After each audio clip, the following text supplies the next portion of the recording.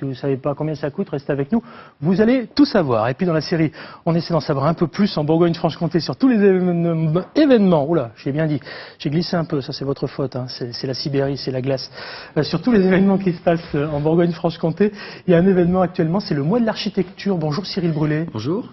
Vous êtes architecte à Saulieu dans le Morvan. Tout à fait. Oui. Donc un architecte des campagnes. Exactement. Oui, Voilà. oui. Je sais que vous aimez qu'on dise ça, hein. C'est pas du tout On le péjoratif. revendique avec mon agence d'être vraiment installé en milieu rural. Il n'y a pas que des architectes en ville. Non, mais c'est important, d'autant qu'à côté de vous, vous avez un aventurier, réalisateur du documentaire dont on a parlé.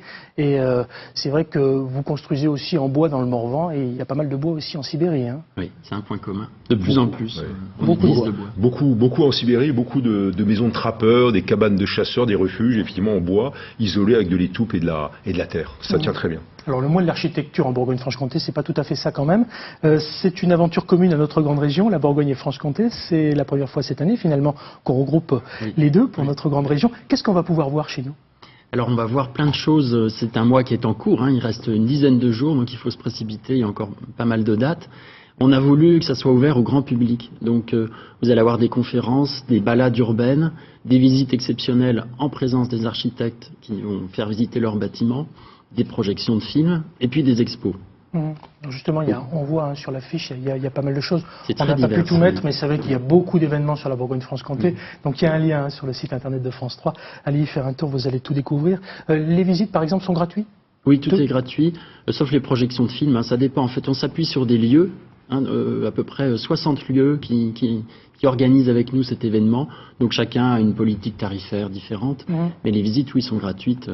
Et c'est l'occasion unique de discuter avec un architecte, de comprendre comment nous travaillons, quelle est cette profession assez méconnue, et surtout de parler d'architecture. Puis surtout, vous allez peut-être nous apprendre, entre guillemets, à regarder, parce que c'est vrai qu'on passe parfois devant les bâtiments, et voilà, on passe. Et oui. On passe parce qu'on associe souvent finalement l'architecture au patrimoine, alors que c'est pas toujours ça en fait. Non, bien sûr, on s'appuie sur le patrimoine, surtout en Bourgogne et en Franche-Comté, mais il y a une dimension contemporaine. Donc on emmène nos enfants à l'école, c'est un architecte qui l'a conçu, on habite dans des maisons, des appartements, on fonctionne vraiment dans l'architecture d'aujourd'hui.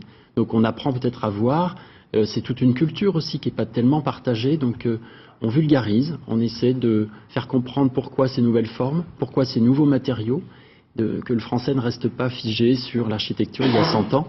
Hein, c'est une expression de la culture, donc c'est une expression vivante. En fait, l'architecture est absolument partout, mais ça ne veut pas dire que tout ce qui est fait va rester. Ah non, non, loin de là, on ne sait pas ce qu'on construit aujourd'hui, dans 100 ans, qu'est-ce qui va rester? C'est la grande question. On construit pour le mieux, de façon pérenne. On essaie de construire des bâtiments qui peuvent se transformer, qui peuvent accueillir d'autres fonctions. Ce qui est aujourd'hui un lieu de spectacle pourra devenir peut-être un lieu de santé, un habitat. On ne sait jamais ce qu'on fait. Moi, j'interviens sur des maisons anciennes, sur des anciennes fermes qui n'ont plus cette fonction. Aujourd'hui, on habite dans ce qui était autrefois une ferme. C'est bien plus que le simple fait de construire, finalement. Hein. Oui. C'est un partage, en fait. C'est une expression de la culture. Comme on dit dans ce préambule, le mois de l'architecture, c'est partager cette culture qui nous est commune. C'est comme ça qu'on fait société aussi. Avec cette année, on l'a vu sur l'affiche, un thème particulier, c'est la jeunesse. Voilà pourquoi on parle des nouveaux bâtiments, qu'on n'associe pas forcément au patrimoine. Oui. Architecture contemporaine, nouveaux matériaux, nouvelles façons de faire, des architectes aussi d'une nouvelle génération. On en a de plus en plus en Bourgogne-Franche-Comté. Et puis ça rayonne sur tous les départements de cette nouvelle grande région.